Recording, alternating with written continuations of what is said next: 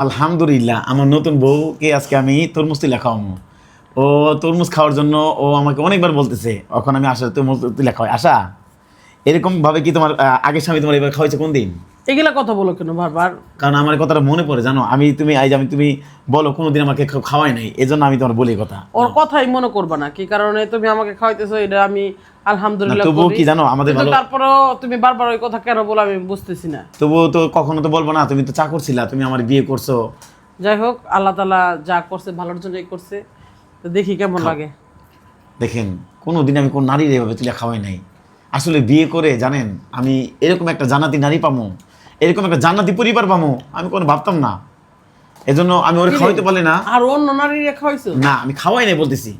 এজন্য এরকম নারী যার পায়ের নিচে আল্লাহ আমার জান্নাত দিছে, এজন্য আমি নারীর কাছে দোয়া তোমার করি। কপাল সৌভাগ্যের কপাল, সাত কপাল, যা আমার মতো নারী পাইছো। আচ্ছা জানো, তুমি যদি আমি যখন জাহান্নামে যাবো, তুমি আমার জান্নাতে নিতে পারবা জানো, কারণ তোমার সুপারিশে আমি জান্নাতে যেতে পারবো না। আশা, বউ একজন ওরকম স্বামীর- করো, ও- ও- করলে সেন পাবা। আর আশা, তুমি কখনো বলবো না তো তুমি তো আমার দ্বিতীয় স্বামী, আমি তোমার পছন্দ করি না, আমার আগের স্বামী ভালো, এরকম কথা বলবো না তো? আর আমি জানি না বুঝে সবকিছু করি। এটা দেখেন, বোধহয় আমার আসলে কাহিনী। ভয় লাগে, দাও, বড় লোকের মেয়েরা তো, তরমুজ দাও।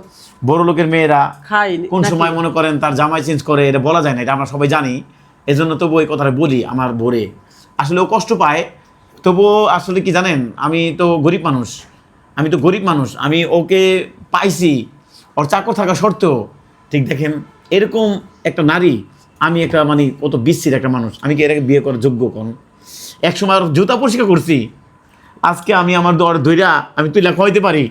এটা জান্নাতি পরিবার। আল্লাহ, আল্লাহ গো, এই পরিবারের পায়ের নিচে আমার আপনি মৃত্যু দিন আল্লাহ।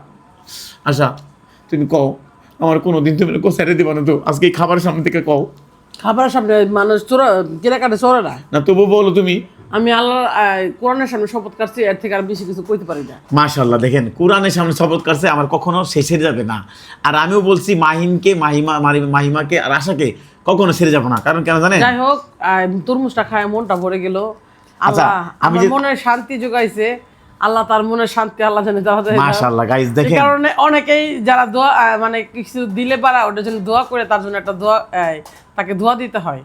আমি খাইয়া এরা দোয়া করলাম জানি আমার আত্মাটা জোড়াইছে, ওরও জানি আত্মাটা জোড়ায়। গাইস, জানেন ওরে খাওয়াইতে পারলে না আমার মনটা অনেক ভালো লাগে, কারণ আমি জানেন ওকে পাইছি, আমি একটা পরিবার, জান্নাতি পরিবার পাইছি। আরে তুমি কি কও? তুমি তো কোনো সময় কোনো কিছু করো না। আমার সে এই কষ্টটা লাগার দরকার।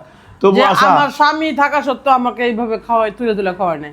কিন্তু দেখেন আমার স্বামী আমাকে তুলে তুলে আমি খাওয়ায়। তখন তোমার স্বামী না। দেখেন গাইস, এজন্য আপনারা দোয়া করবেন, আমি জানি এই পরিবারটাকে জানি সবসময় ভালোবাসতে পারি, আর মাহিনের মতন একটা হাফেজের বাবা হইতে পারছি, শুকুর আলহামদুলিল্লাহ। আসলে তুমি কিছু বলে দাও। অবশ্যই আপনারা অবশ্যই আমাদের ভালোবাসবেন, আর এইভাবে আমাদের ভিডিও কেমন লাগে অবশ্যই জানাবেন।